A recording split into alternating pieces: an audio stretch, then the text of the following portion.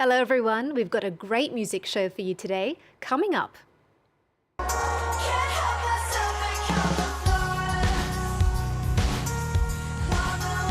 New Zealand's indie pop heroes, the Naked and Famous, are the voice of a generation of young bloods. The breakout hit from their chart-topping debut, Passive Me, Aggressive You.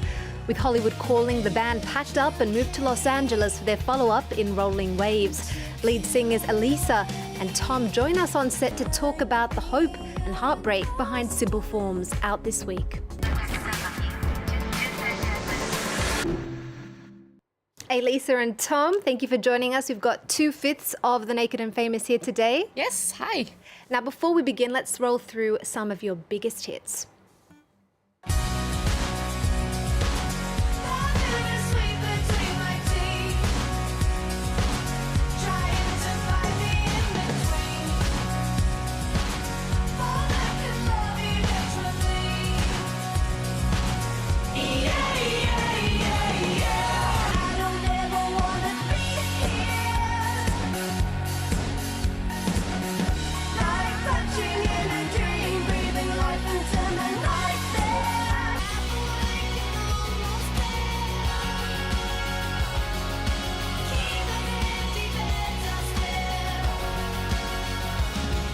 Young Blood was part of that mix there. Now, I'm sure that was a big aha moment for some of our viewers who've heard it before on TV shows like Grey's Anatomy, Skins, Degrassi, just to name a few. Now, why do you think that song in particular struck a chord with so many listeners?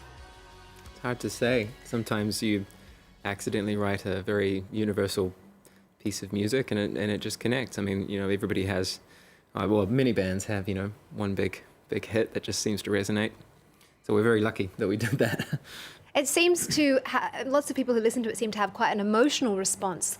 I've read online that some commentators say this song got me through the most difficult time of my life. How does that make you feel? It makes me feel like I'm doing some good in the world. That it's not just this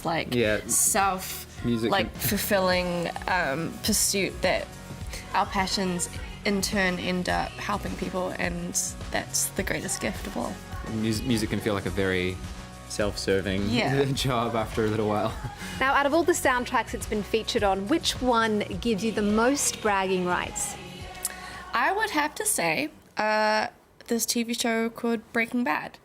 It's one of the best TV shows of the last, 5 years? Yeah. And we were watching it while it was, while the episodes were coming out, and then we got a sync. And we knew that Youngblood was going to be in it, so it was incredibly exciting. We were already deeply invested in the TV show. There's a story where we were rolled up playing Lollapalooza one year, I think it was 2011, don't quote me on that. But we were watching Breaking Bad on the bus, came off of the bus, got ready for stage, and Aaron Paul was standing side of stage waiting for us to come on, and it was just this surreal moment in time. It's like we were just watching you on the TV and you're here in real person. Hi! So this new album, Simple Forms, you're 3 albums in. How has the band evolved and the sound changed on this record? A lot. Yeah. So much has changed. I think that this is our most immediate and vocal album. While we were writing and producing it, I was trying to push us in the direction of just supporting the voice. So there are less instrumental pieces, and it's really about how the lyrics work for the songs. Whereas our previous albums, they're a little more instrumental. It's much more of a band feel. This one, I wouldn't say that it's pop music up there with Lady Gaga, but it's the poppiest thing we've ever done. We've got a special treat now for our viewers. The Naked and Famous are going to perform a song off their latest album for us here in the studio, live. This is Higher. Take it away, guys.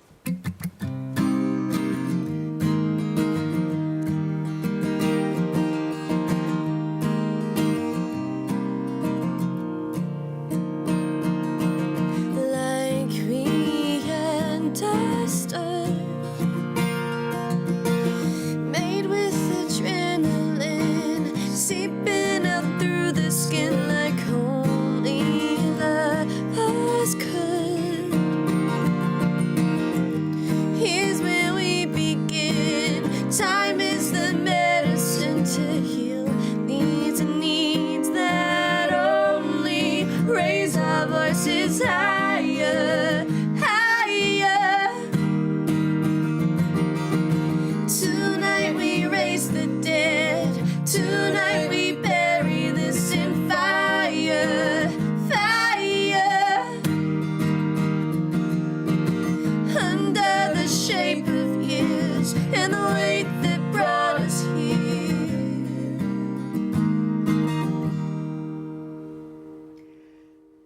Beautiful. Thank you very much. That was Higher off of Simple Forms. Where does that song stand within the album? It's the centerpiece, really. It's the song that we knew was going to be our leading single. You know, it felt like the most obviously naked and famous song, and we worked very hard to make it as anthemic as it possibly could be. Yeah. Let's go back to where the first sparks flew for music when you were kids.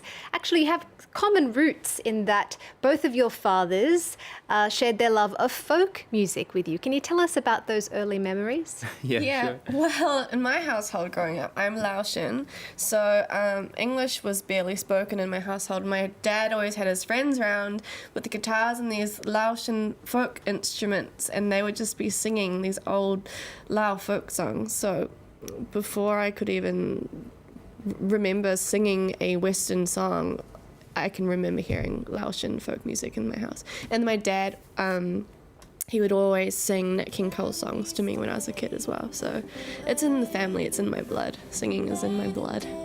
And what about you, Tom? Yeah, my dad was the one who really taught me how to play guitar when I was a little boy. The first thing he showed me was folk picking, one of the first things, which is...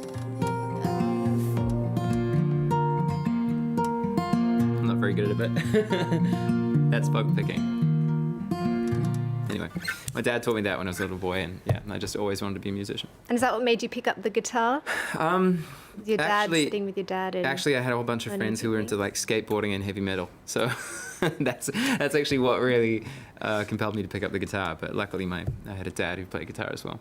And Alisa, your dad actually was a singer. Mm-hmm. He was. There was this community band that he was a part of growing up, when I was growing up, and he would have gigs, and it would be just this like Laotian get together. There'll be food, and all the women would be dressed up in their traditional Lao dress, and my dad would be singing with the band. So yeah, I had a very colourful upbringing.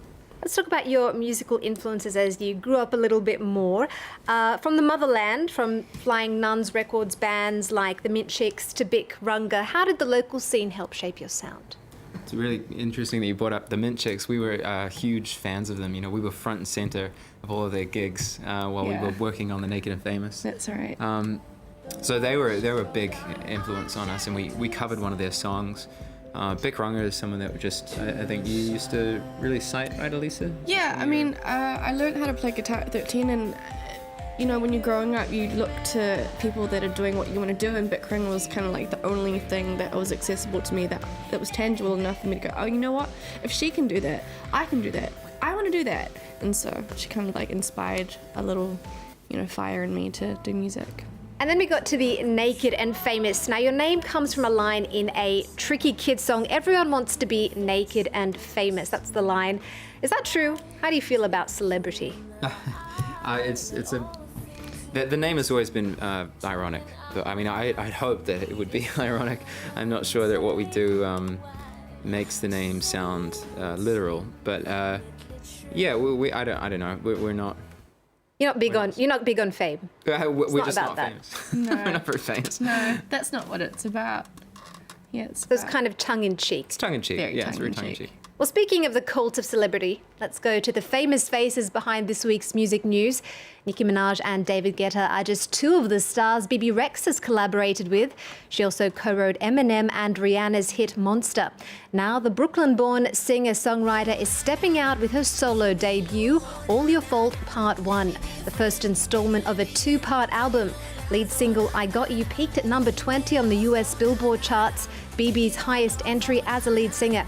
A tour in support of the record will begin March 1st in Dallas.